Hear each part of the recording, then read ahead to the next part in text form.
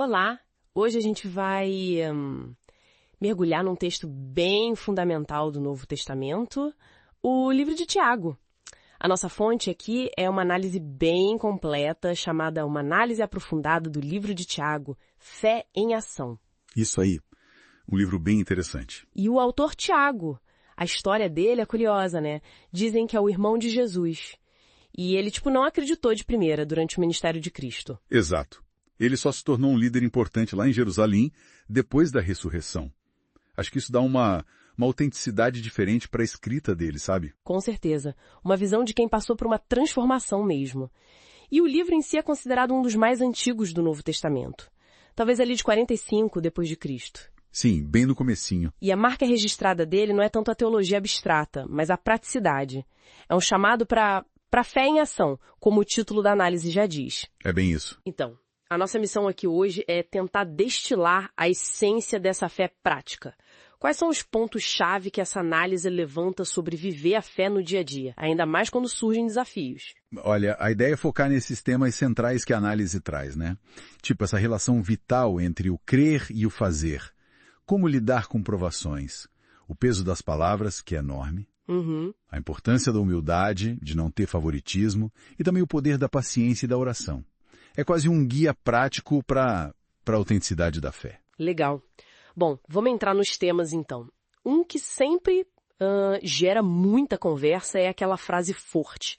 A fé sem obras é morta. O que a análise diz sobre o significado disso no cotidiano? Pois é, essa frase é marcante.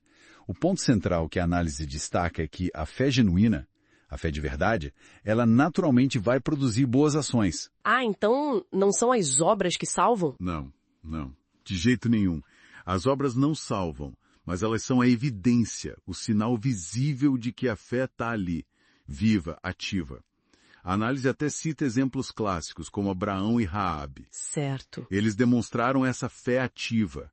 É aquela diferença que Tiago mesmo faz entre só ouvir a palavra e ser um cumpridor da palavra. É ir para o fazer. Faz todo sentido.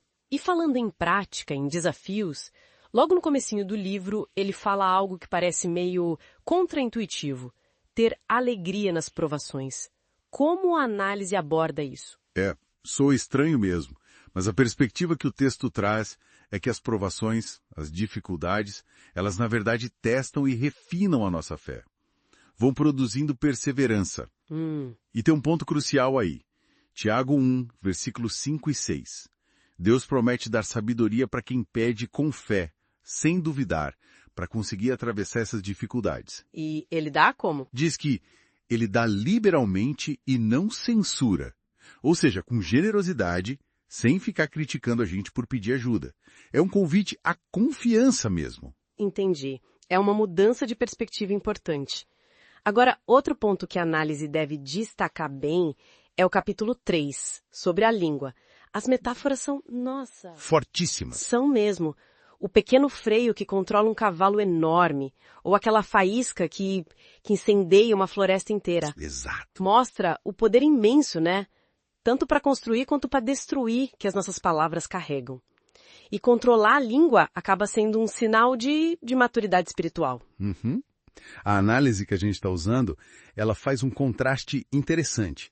A tal sabedoria terrena que vem com inveja, com rivalidade, e a sabedoria do alto, que é descrita como pura, pacífica, cheia de misericórdia. E essa ideia de controle, de sabedoria do alto, parece que conecta com o que ele fala sobre favoritismo, né?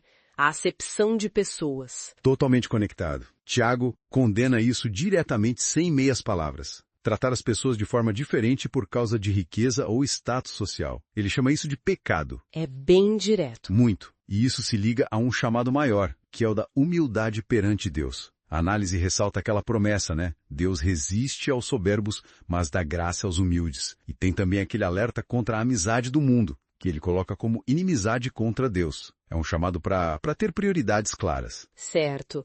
Bom, e aí, chegando mais para o final do livro, os temas que aparecem fortes são paciência e oração.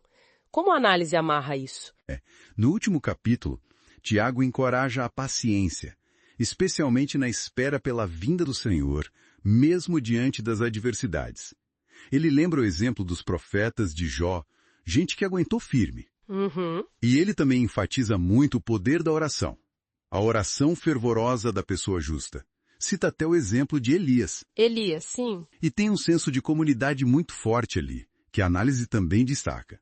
A ideia de confessar pecados uns aos outros, orar pelos enfermos chamando os presbíteros, os líderes e buscar restaurar quem se desviou do caminho.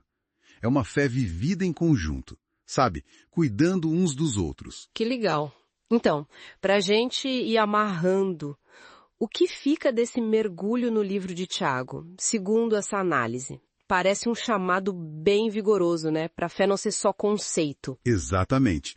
É um chamado para a fé ser uma realidade vivida, demonstrada em ações concretas de amor, de justiça, de sabedoria, de humildade no dia a dia. Central, então, seria... Autenticidade. Acho que essa é a palavra. A fé verdadeira transforma a conduta. Tiago desafia a gente a se olhar no espelho e perguntar: minhas ações estão batendo com o que eu digo que creio? Desde como a gente trata, sei lá, o vizinho ou a pessoa no trânsito, até como a gente usa as palavras, como enfrenta as dificuldades. É um desafio constante. E para a gente terminar e deixar uma reflexão no ar, a análise que usamos chama a atenção para uma frase bem cortante lá no finalzinho do capítulo 4. Qual delas? Aquele, pois, que sabe fazer o bem e não o faz, comete pecado.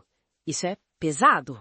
É, sim, bem direto. E nos deixa com uma questão, talvez, para além das grandes doutrinas, qual é a nossa responsabilidade diária de agir ativamente de acordo com o bem que a gente já conhece? Nas pequenas coisas, nas grandes coisas.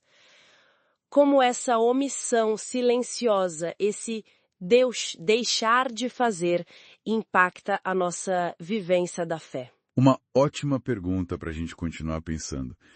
E se não fazer o bem que se sabe, como isso pesa na balança da fé autêntica que Tiago tanto defende?